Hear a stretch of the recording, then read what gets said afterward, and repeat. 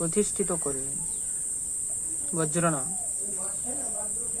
পরবর্তীকালে এই 3 বিগ্রহ লুপ্ত হইয়া গেছে, প্রকাশে ছিলেন না। আমাদের গোস্বামীগণ তখন যেগুলোকে প্রকাশিত করলেন, যেমন সনাতন গোস্বামীপাদ মদন মোহনকে প্রকাশিত করলেন, রূপ গোস্বামীপাদ গোবিন্দদেবকে প্রকাশ করলেন, আর মধু পণ্ডিত আমাদের গোপীনাথকে প্রকাশ করলেন।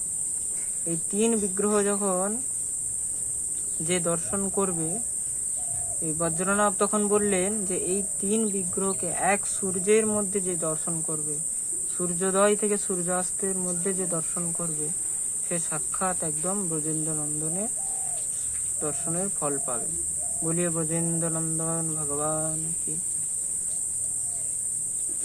তার জন্য তাকে ব্রজের মধ্যে সমস্ত সব নিত্য দর্শন করিয়ে থাকে। এই 3 বিগ্রহ হলো গোবিন্দ, গোপীনাথ আর মদন মোহন। গোবিন্দের মুখ, গোবিন্দের শ্রী মুখের দর্শন, আর গোপীনাথের বক্ষস্থল দর্শন, আর মদন মোহনের চরণ দর্শন, এই 3টি হলো বিশেষ।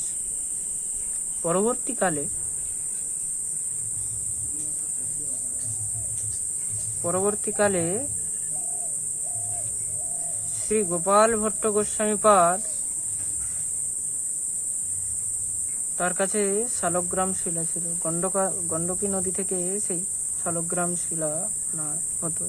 ভক্তমালে খুব সুন্দর বর্ণনা করা হয়েছে। সেই শালগ্রাম শিলার খুব সেবা করতেন, আর এই 3 দেব দর্শন করতে যেতেন।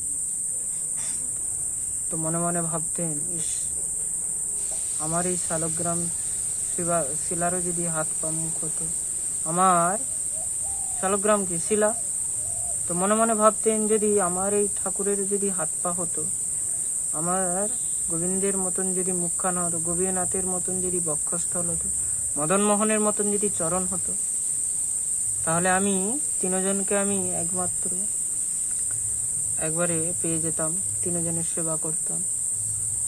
শালগ্রামের না মুখ আছে, না হাত আছে, না পা আছে। তো গোপাল ভট্ট গোস্বামীপাদ প্রেমের আবেদনে ভগবান সেই শালগ্রাম থেকে শ্রী বিগ্রহে প্রকট হয়ে গেলেন। সকালে যখন মহারাজ সেই মন্দির খুলেছে, দেখছেন শালগ্রাম নেই, সাক্ষাৎ সেই বিগ্রহ প্রকট হয়ে গেছে।